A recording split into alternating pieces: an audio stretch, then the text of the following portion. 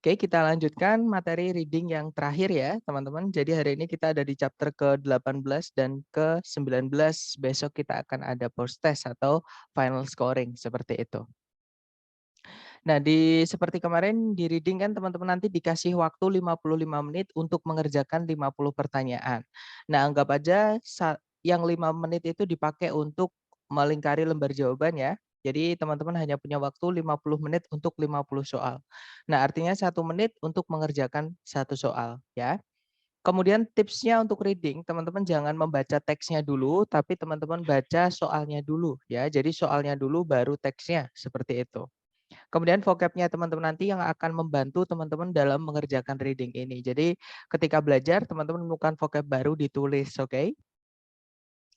Nah, dari teman-teman membaca soalnya dulu, teman-teman nanti akan tahu apa yang harus dilakukan. Apakah yang pertama, teman-teman cukup membaca topik sentence-nya saja atau kalimat pertama di setiap paragraf, atau teman-teman harus melakukan scan dan skim dulu, karena informasi yang ditanyakan di soal itu mengklaster atau menggerombol di suatu tempat di teks ya.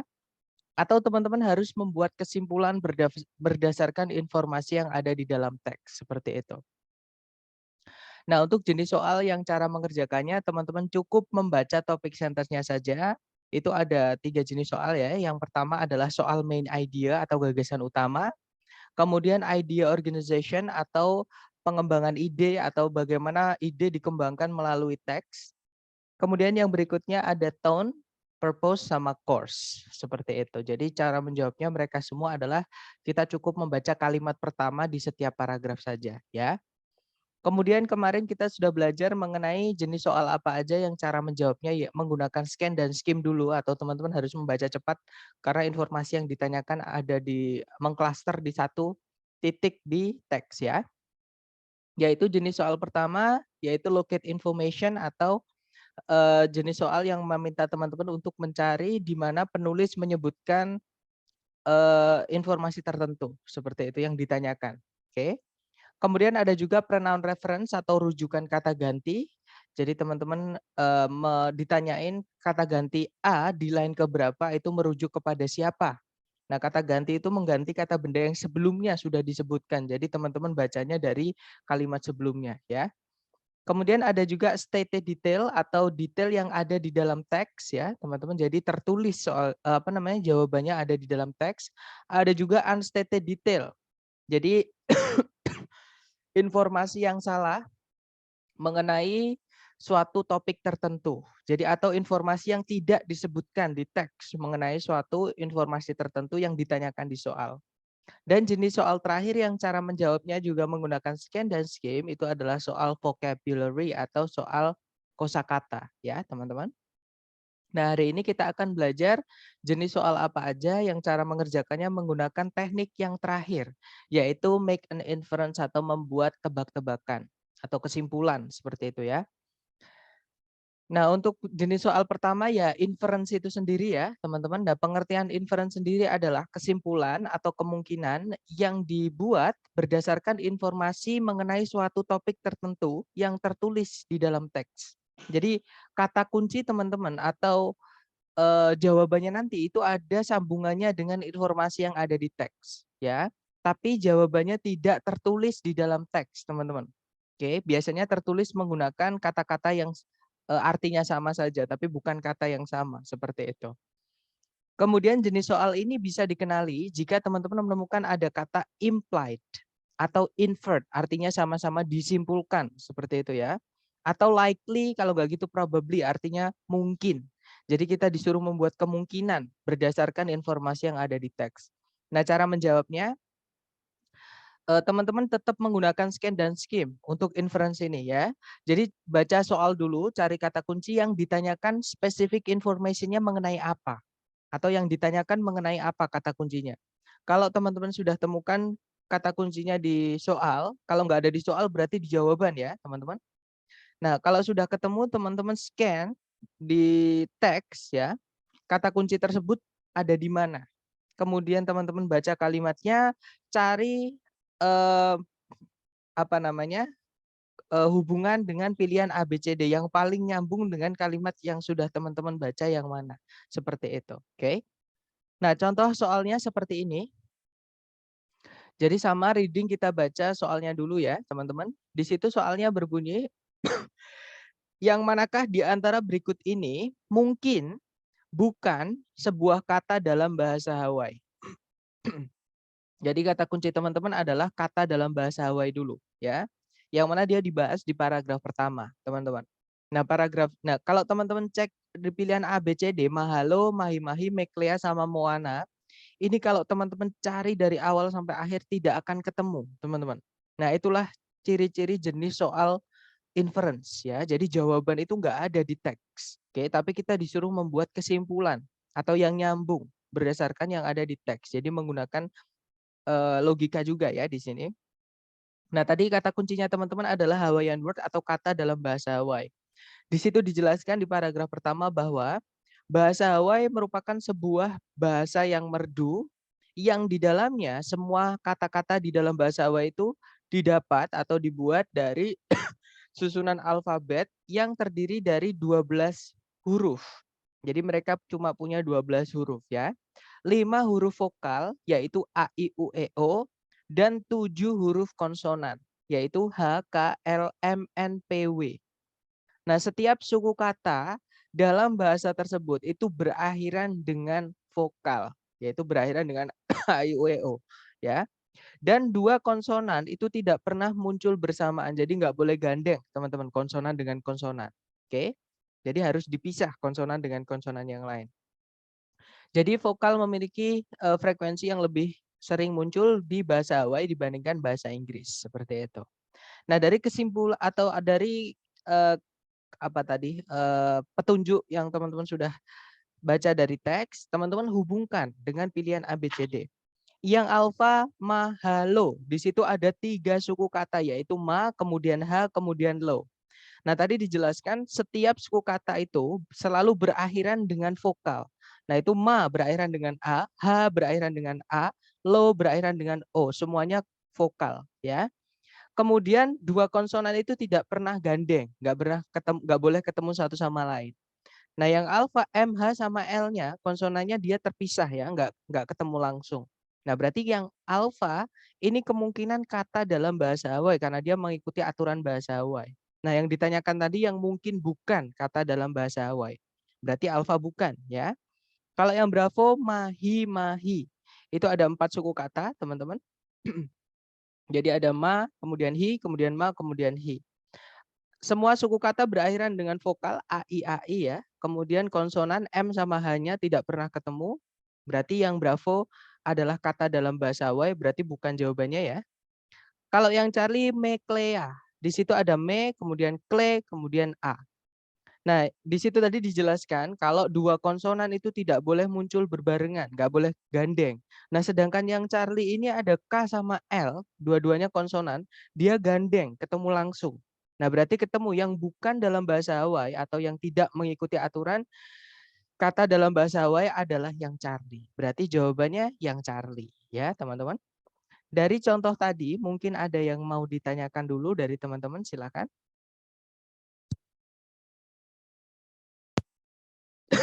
Nggak ada ya teman-teman. Baik, kalau nggak ada, di sini ada 2 soal. Teman-teman coba dulu, waktunya 2 menit, dimulai dari sekarang, silakan teman-teman.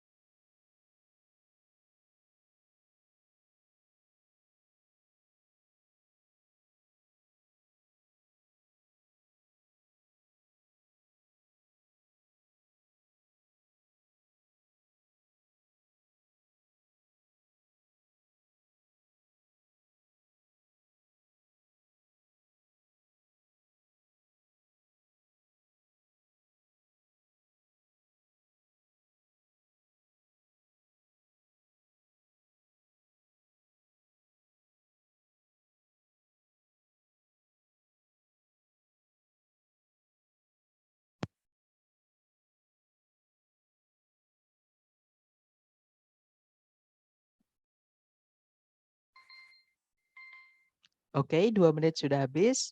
Teman-teman yang sudah nemukan jawaban boleh dikirim di chat dulu ya, kemudian kita bahas bersama. Sepertinya belum ada yang menemukan, nggak apa-apa kita bahas bersama teman-teman. Oke, ternyata ada jawaban alfa delta. Oke, kita cek bersama ya. Di situ nomor 1 pertanyaannya adalah, disimpulkan di dalam teks bahwa seandainya sebuah kayak itu memiliki 2 lubang, maka nah kata kuncinya teman-teman adalah kayak dan lubang yang dimilikinya. Oke. Kita cek, di situ kayak disebutkan di paragraf kedua, teman-teman. Paragrafnya menjelaskan, jadi kayak merupakan sesuatu yang mirip kayak kano, yang atasnya itu tertutup oleh dek. Sebuah kayak itu umumnya dibuat dengan satu lubang di deknya untuk satu penumpang. Namun beberapa kayak itu dibuat untuk dua, maksudnya dua penumpang. Oke. Karena dek dari kayak itu tertutup atasnya kecuali lubang atau lubang-lubangnya untuk penumpang atau penumpang-penumpangnya, kayak itu bisa berguling, jadi kayak berputar gitu ya, jadi berguling kembali di air dan, berguling lagi ke atas tanpa harus terisi air dan harus tenggelam. Salah satu kegunaan kayak, adalah untuk berburu. Nah, tadi intinya lubang kayak itu dibuat untuk rider-nya ya atau penumpangnya, teman-teman. Nah, kalau lubangnya satu, berarti untuk satu penumpang, kalau 2 berarti untuk 2 penumpang, oke. Kita cek ABCD yang alfa, it accommodates 2 riders. Kayak itu memuat 2 penumpang. Nah, ketemu ya, jawabannya adalah yang alfa. Kalau yang bravo, tidak ada kata penumpang sama sekali, Charlie juga nggak ada kata penumpang, delta juga nggak ada kata penumpang. Sedangkan di teks tadi disebutkan lubangnya di kayak itu untuk penumpangnya. Ya, yang ada menyebutkan penumpang, ada sambungan dengan penumpang, di jawaban cuma yang alfa, ya sudah berarti jawabannya alfa. Oke, nomor 2. Bisa ditarik kesimpulan dari teks bahwa sebuah contoh dari binatang-binatang yang disebutkan kemungkinan adalah, nah kata kunci teman-teman adalah binatang-binatang yang disebutkan di dalam teks. Nah, binatang itu disebutkan di kalimat terakhir, teman-teman. Ketika teksnya membahas tentang umiyak, ya. Jadi di situ disebutkan di kalimat terakhir bahwa umyak itu digunakan untuk menarik harta benda dari satu tempat camp menuju situs camp yang lain. Dan dia digunakan untuk berburu binatang-binatang yang lebih besar, yang terlalu besar untuk diburu menggunakan kayak. Nah, di sini kayak tadi itu paling besar dia untuk 2 orang. Jadi di gambar yang di sebelah kiri itu ya, teman-teman. Nah, kita cek binatang apa yang terlalu besar untuk diburu menggunakan kayak. Oke. Yang alfa kangaroo, kanguru. Kanguru itu tinggalnya di darat ya. Kalau berburu kanguru tidak mungkin mereka pakai perahu, teman-teman. Oke, berarti alfa bukan. Kalau yang bravo a snake, seekor ular. Nah, sebesar-besarnya ular laut, teman-teman. Ular laut itu lebih kecil ya daripada ular-ular yang di Amazon itu. Nah, ular laut itu, masih bisa dinaikkan ke atasnya kayaknya atau ditarik di air gitu. Jadi yang bravo bukan, karena ular laut itu kecil. Kalau yang Charlie a whale, seekor paus. Nah, ketemu ya.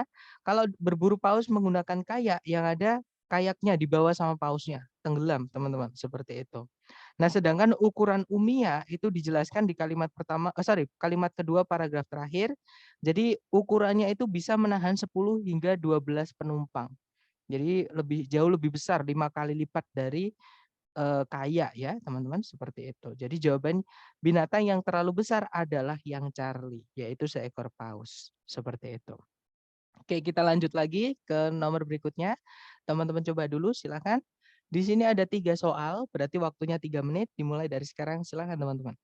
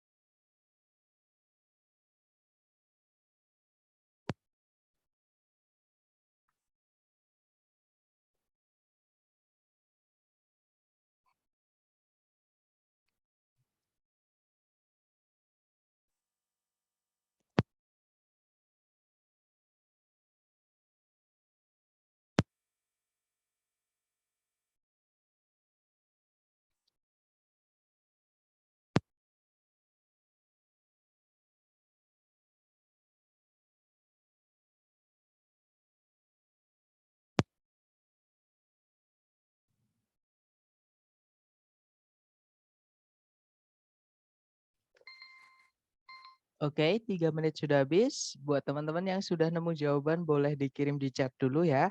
Kemudian kita bahas bersama, silahkan. Sepertinya belum ada jawaban, gak apa-apa, kita bahas bersama ya teman-teman. Di situ nomor 3 pertanyaannya bisa ditarik kesimpulan di dalam teks bahwa, nah di soal nggak ada kata kunci berarti kita baca di jawaban ya teman-teman. Yang alfa, daun-daun dari hanya California Redwood saja yang berubah menjadi coklat di musim gugur.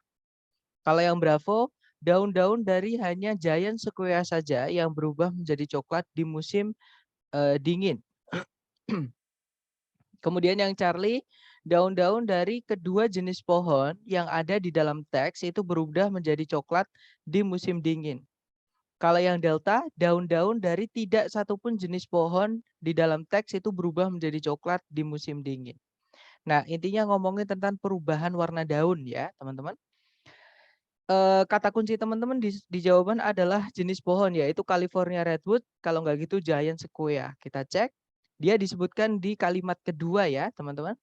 Kalimat kedua berbunyi, kedua jenis konifer yang awet hijau atau yang selalu hijau gitu ya, yaitu California Redwood sama Giant Sequoia, itu ditemukan tumbuh secara asli hanya di negara California saja. Nah, tadi ada disebutkan di awal ada kata both evergreen conifers.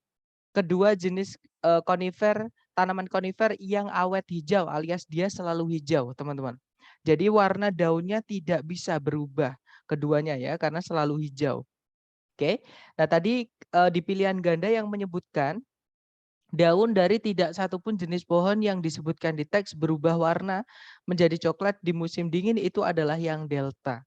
Ya, berarti jawaban nomor 3 adalah yang delta. Yang menyebutkan daun dari tidak satupun jenis pohon di dalam teks itu berubah menjadi coklat di musim dingin. Karena mereka awet hijau, selalu hijau ya. Kemudian nomor 4, it can be inferred from the passage that Sierra Nevadas are. Bisa ditarik kesimpulan dari teks bahwa Sierra Nevada itu adalah, nah kata kunci teman-teman Sierra Nevada. Dia disebutkan di kalimat terakhir paragraf 1. Ya, kalimatnya berbunyi,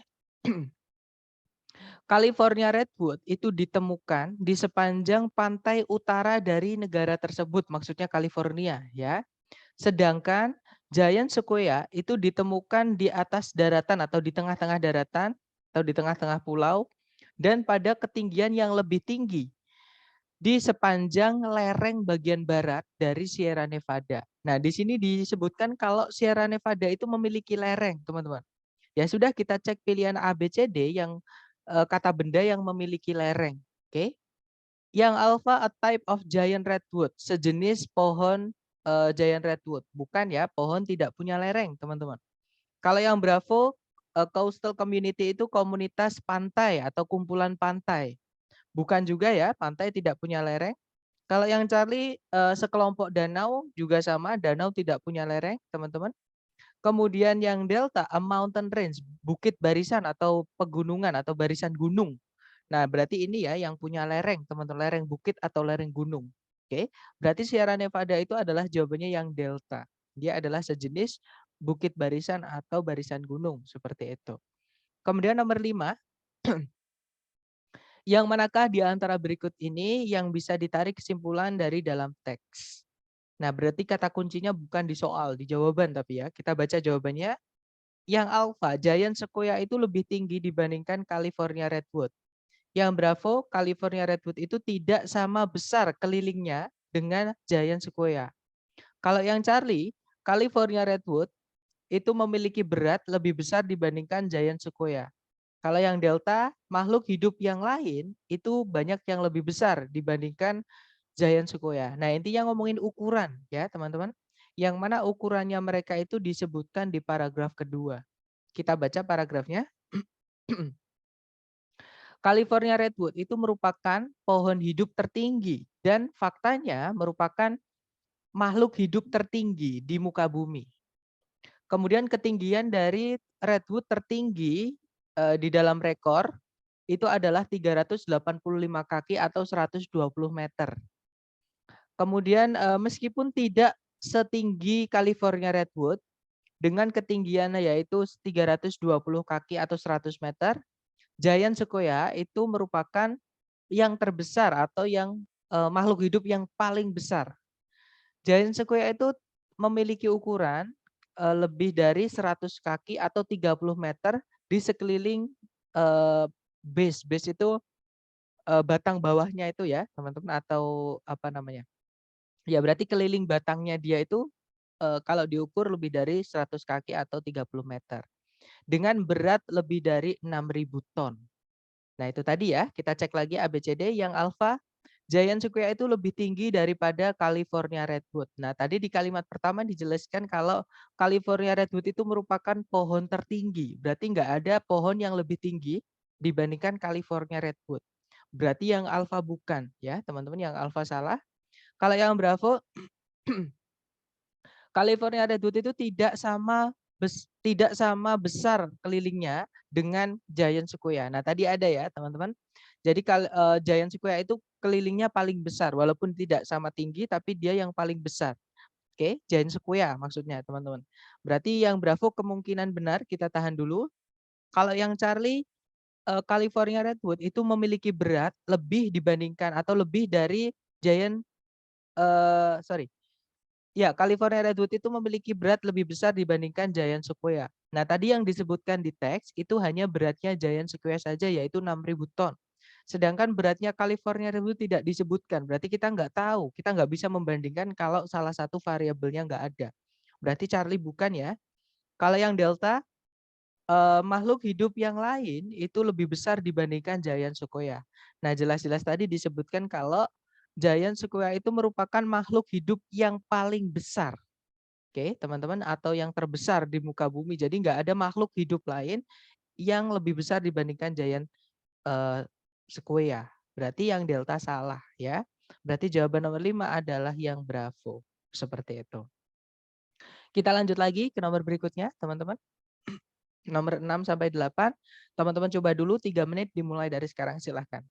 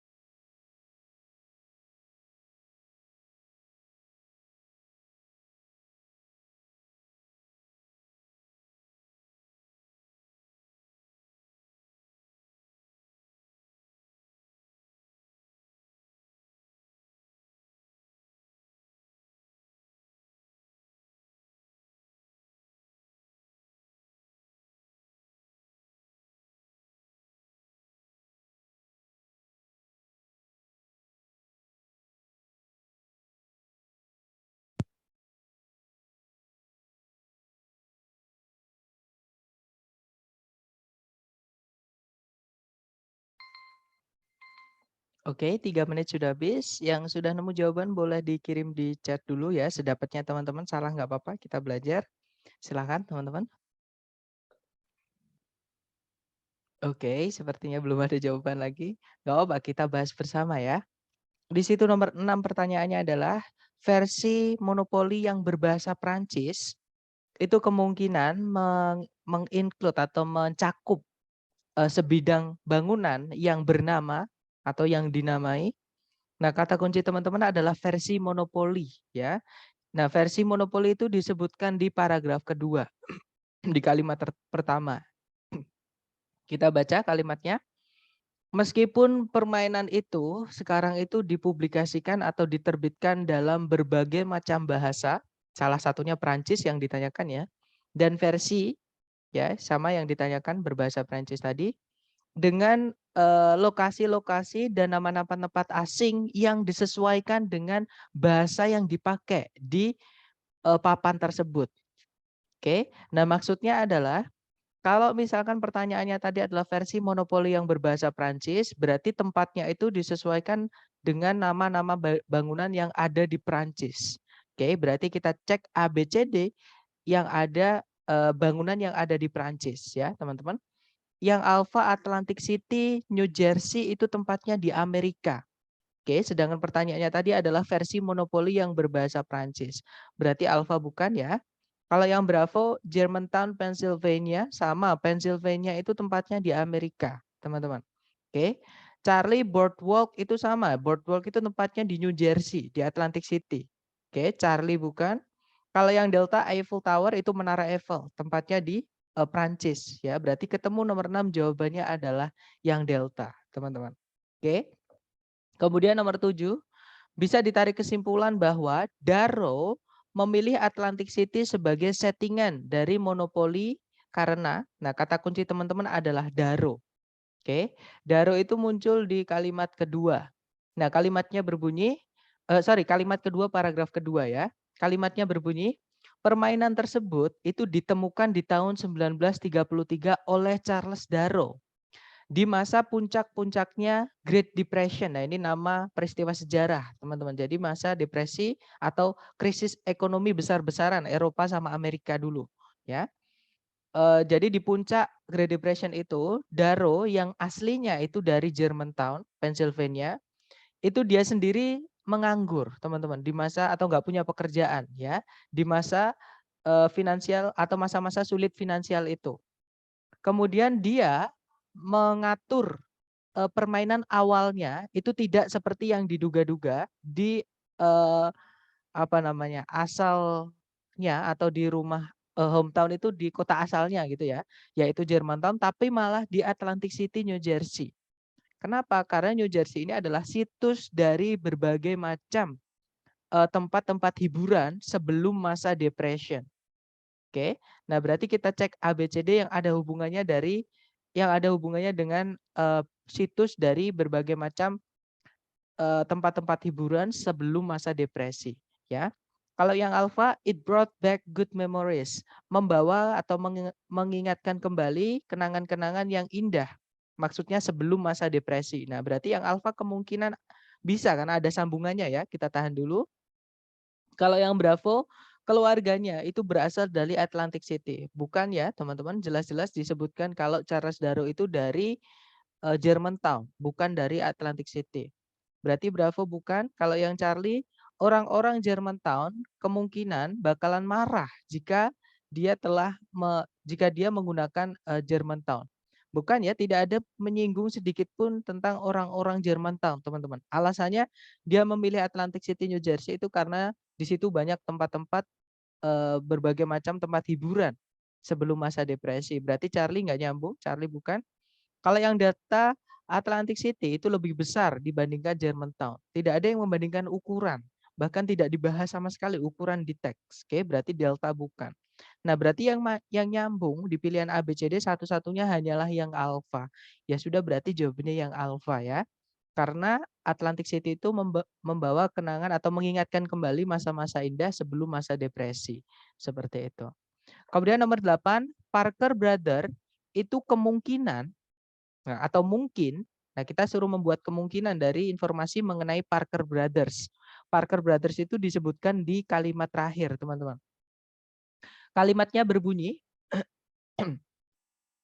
Daro itu membuat permainan-permainan pertamanya itu dengan tangan dan menjualnya secara lokal saja sampai akhirnya Parker Brothers itu membeli hak-hak atas monopoli di tahun 1935, entah itu hak milik, hak cipta, hak copyright itu, teman-teman.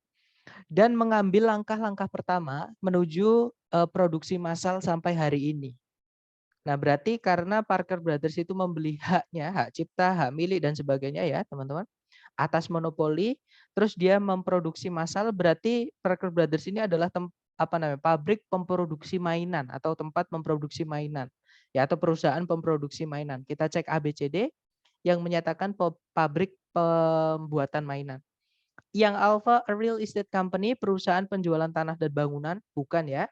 Kalau yang Bravo, a game manufacturing company, perusahaan perakitan game atau pembuatan game. Nah, ketemu. Jawabannya adalah yang Bravo. Seperti itu. Kita lanjut. Nah, itu tadi adalah jenis soal pertama yang cara mengerjakannya teman-teman harus menarik kesimpulan berdasarkan informasi yang ada di teks. Nah, jenis soal terakhir yang cara mengerjakannya teman-teman harus membuat kesimpulan juga berdasarkan informasi yang ada di teks adalah soal mengenai transisi ya, teman-teman. Nah, transisi sendiri artinya adalah perpindahan topik atau paragraf. Jadi setiap paragraf, teman-teman, paragraf yang berbeda itu ada penyambungnya atau ada mata rantainya. Jadi yang nyambungin paragraf satu dengan paragraf satunya itu harus ada. Nggak mungkin paragraf satu ngomongin apa, paragraf dua tiba-tiba loncat berbeda sekali, itu nggak bisa. Nah, tempatnya transisi ini atau perpindahan paragraf ini itu adalah kalimat yang paling dekat dengan paragraf yang disambungkan. Misal, paragraf pertama dengan paragraf kedua, transisinya letaknya adalah di kalimat terakhir paragraf satu. Kalau nggak gitu di kalimat pertama paragraf 2. Nah, itu tempatnya transisi paragraf 1 dan paragraf 2, teman-teman.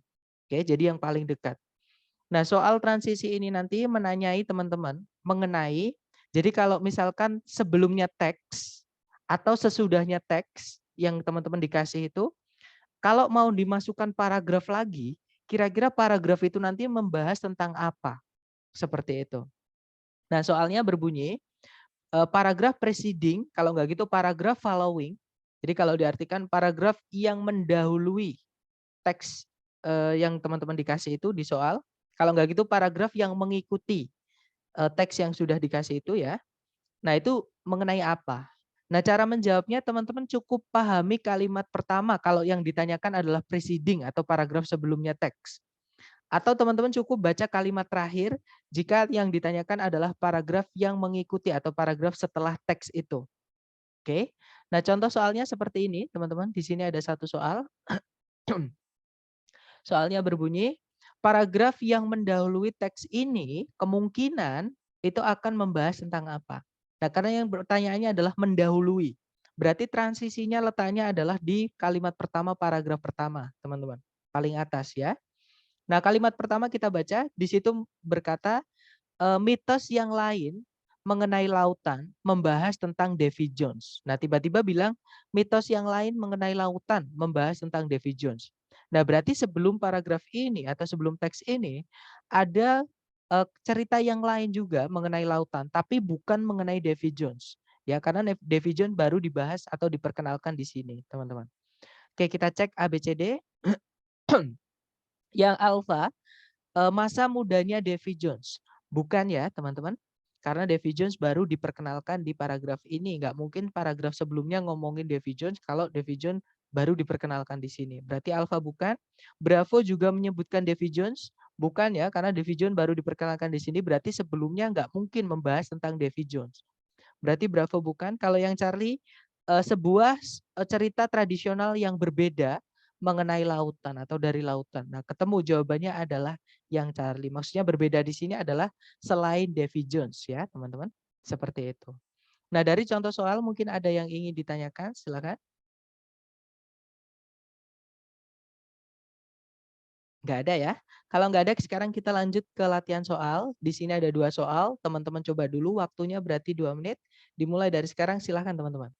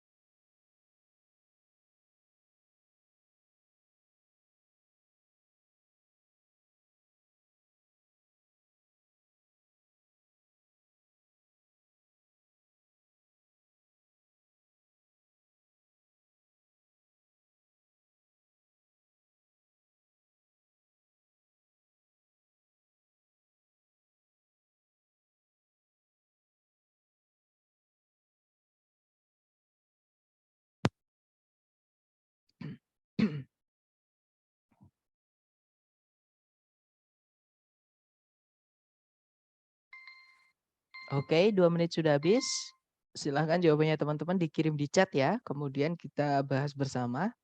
Oke, ada jawaban Alpha Charlie dan Alpha Bravo. Kita cek bersama teman-teman. Di situ nomor 1 pertanyaannya adalah paragraf yang mendahului teks ini kemungkinan besar membahas. Nah, kata kunci yang ditanyakan adalah paragraf sebelumnya. Berarti cukup kita baca kalimat pertama ya. Kalimat pertama berbunyi, program yang lainnya yang penting dalam mempopulerkan ilmu pengetahuan adalah Kosmos. Nah, berarti paragraf sebelumnya ngomongin program yang penting dalam mempopulerkan ilmu pengetahuan yang lain, tapi bukan Kosmos ya. Kita cek. Yang Alpha, A Different Scientific Television Series, sebuah serial televisi ilmiah yang lain atau yang berbeda. Nah, ketemu ya, jawabannya adalah yang Alpha. Kemudian nomor 2, paragraf yang mengikuti teks ini kemungkinan besar mengandung informasi mengenai apa. Nah, yang ditanyakan setelahnya atau yang mengikuti berarti kita baca kalimat terakhir ya. Kalimat terakhir membahas penulis utama dan sutradara dari program tersebut adalah Carl Sagan, seorang astronomer terkemuka dan penulis yang memenangkan penghargaan Pulitzer. Nah, berarti di sini mengangkat mengenai pembuat program tersebut ya, namanya Carl Sagan. Oke, berarti paragraf setelahnya harus ada sambungan dengan Carl Sagan biar nggak loncat, biar ada kohesi atau koherensi ya, teman-teman. Yang Alpha, the popularity of science, popularitas ilmu pengetahuan, bukan ya, karena nggak nyambung dengan kalimat terakhir, teman-teman. Kalimat terakhir ngomongin tentang Carl Sagan. Berarti Alpha bukan. Kalau yang Bravo, the program Cosmos sudah dibahas di awal tadi sebelum mengangkat penulisnya. Berarti Bravo bukan, karena kalau kita membahas program Cosmos lagi, nanti alurnya maju mundur. Kalau dibaca nggak enak, teman-teman. Bravo bukan ya. Kalau yang Charlie, di astronomer Carl Sagan. Astronomer Carl Sagan. Nah, ketemu jawabannya adalah yang Charlie. Seperti itu. Kita lanjut lagi ke nomor berikutnya. Di sini ada 2 soal, nomor 3 dan 4. Teman-teman coba dulu, waktunya 2 menit, dimulai dari sekarang. Silahkan teman-teman.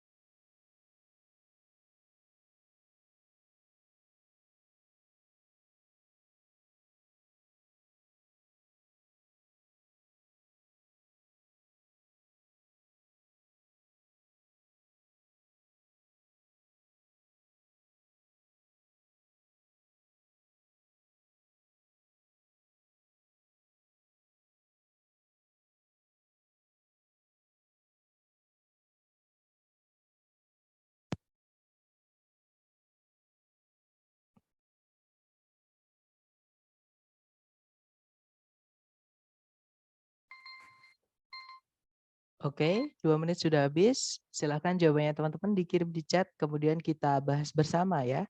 Sedapatnya teman-teman dulu, salah nggak apa-apa. Gak ada jawaban Charlie Bravo, dan saya lihat semuanya menjawab Charlie Bravo. Oke, kita cek bersama ya teman-teman. Di situ nomor 3 pertanyaannya adalah, paragraf yang mendahului teks ini kemungkinan besar membahas tentang, nah yang ditanyakan yang mendahului, berarti kita cukup baca kalimat pertama, kita pahami kalimat pertama. Kalimat pertama berbunyi, ketika sebuah gempa bumi yang kuat terjadi di dasar laut atau di dasar laut ya, dibandingkan di darat atau bukan di darat seperti itu. Sebuah gaya yang besar itu dihasilkan di air laut dan satu atau lebih gelombang-gelombang besar yang merusak, yang disebut dengan tsunami itu bisa terbentuk. Nah, berarti tsunami baru dikenalkan di sini ya, teman-teman. Ada kata cold tsunamis yang disebut dengan tsunami. Berarti sebelumnya nggak boleh membahas tentang tsunami atau menyebutkan tsunami. Oke, kita cek ABCD. Yang alpha, tsunamis in various parts of the world. Tsunami-tsunami di berbagai belahan dunia. Bukan ya, jelas-jelas tsunami baru diperkenalkan di sini. Artinya sebelumnya tidak boleh membahas tentang tsunami. Yang Bravo juga menyebutkan tsunami, teman-teman. Nggak boleh ya. Tsunami baru diperkenalkan di sini. Berarti Bravo bukan. Yang Delta juga sama, ada kata tsunami-nya. Nggak mungkin menyebutkan tsunami di sebelumnya, padahal tsunami baru diperkenalkan di sini. Oke, berarti jawabannya yang Charlie, teman-teman, yaitu gempa bumi yang terjadi di darat. Nah, tadi ada kata gempa bumi yang terjadi di dasar laut dibandingkan di darat. Nah, berarti ini kata apa namanya yang sebelumnya sudah disebutkan tadi. Oke, berarti nomor 3 jawabannya Charlie. Kemudian nomor 4, yang manakah di antara berikut ini, ABCD berikut ini yang kemungkinan besar merupakan topik dari paragraf yang mengikuti teks ini atau yang setelah teks ini, seperti itu ya. Berarti kita baca kalimat terakhir, teman-teman.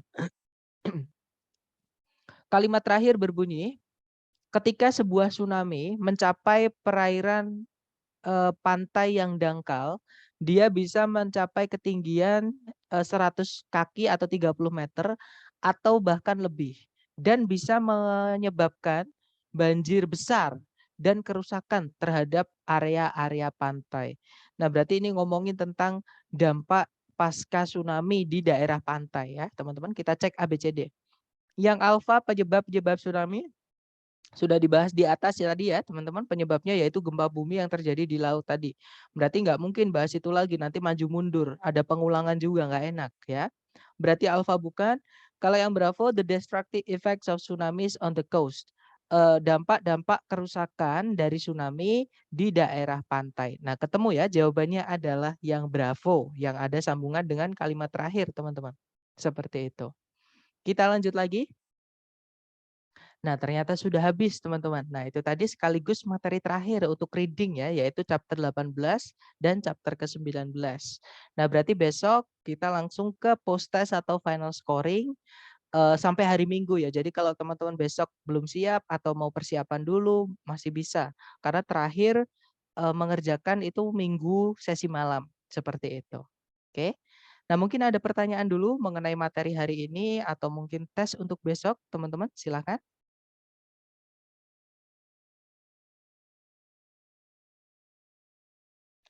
Nggak ada ya? Atau nanti saya akan kirimkan untuk panduan, mengenai tes besok ya, untuk linknya. Jadi sudah saya buatkan video. Baik, thank you so much for having me today guys. I'll see you again next time. Oh ya, ada pertanyaan tesnya lewat apa? Tesnya, besok bisa dikirim lewat video ya teman-teman. Jadi ada 2, teman-teman bisa pakai video kalau nggak mau ribet. Jadi tinggal, apa namanya, tinggal play aja, nanti sambil mengikuti videonya. Atau teman-teman bisa mendownload filenya. Jadi nanti akan dikirimkan link, isinya ada 6 file teman-teman. Ya, yang pertama adalah file lembar jawaban berupa Excel. Kemudian yang kedua adalah soal listening, yang ketiga audionya, yang keempat adalah soal structure, dan yang kelima adalah soal reading. Ya, seperti itu, Miss. Jadi tesnya teman-teman bisa saya sarankan lewat laptop ya, teman-teman. Atau pakai 2 device nggak apa-apa, nanti laptopnya untuk mengerjakan ABCD, oke, atau HP-nya untuk melihat soalnya, seperti itu. Atau misalnya kalau teman-teman mengerjakan laptop, siap-siap kertas dulu nggak apa-apa, jadi ditulis, dicoret-coret di kertas dulu, nanti dipindah ke Excel-nya seperti itu juga nggak apa-apa, seperti itu. Oke, mungkin ada pertanyaan lagi, silahkan teman-teman.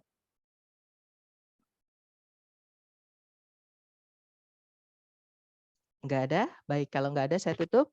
Thank you so much for having me today, everyone. I'll see you again next time when I see you. The last I say, Assalamualaikum warahmatullahi wabarakatuh.